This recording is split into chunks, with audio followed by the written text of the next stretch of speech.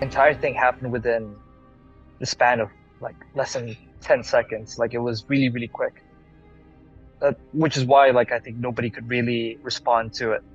Um, like in my recollection of what happened, I was in my chair and I think I was resting at that point, but I was belted in and you could start feeling that the airplane was entering some kind of turbulence. So the plane starts shaking, and at that point, like I just know that okay, well I'm just gonna like huddle in, but like it kept getting worse and worse and worse. There were a lot of there were people within the lavatories and the crew that were working.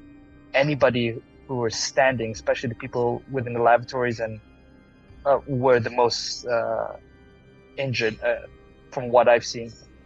But I saw people from across the aisle just like going completely horizontal, hitting the ceiling and landing back down in like really awkward positions. People like getting massive gashes in their head, concussions. So it's quite a sight, I think.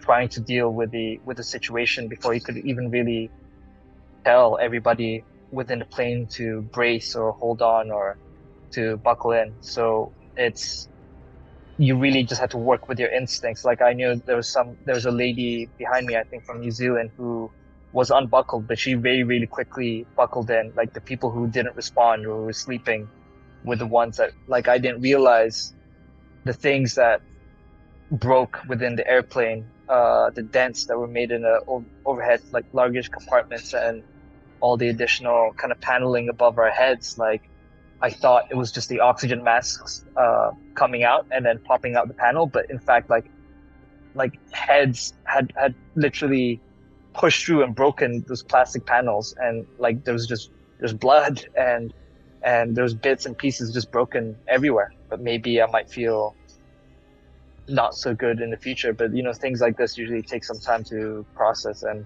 I'm still beginning to process it.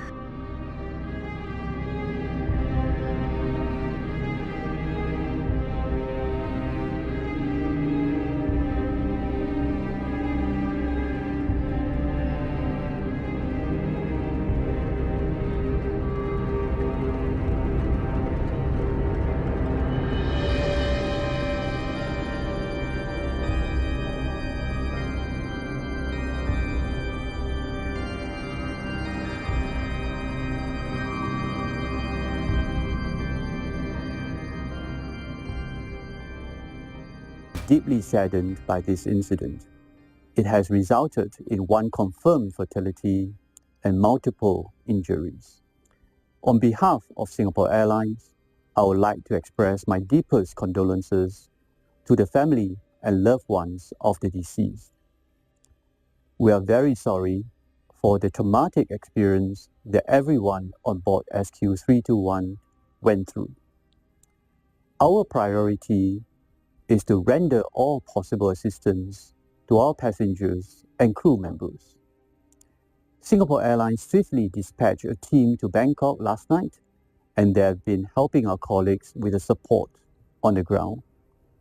A relief flight with 143 of the SQ321 passengers and crew members who were able to travel landed in Singapore this morning at 5:05 a.m.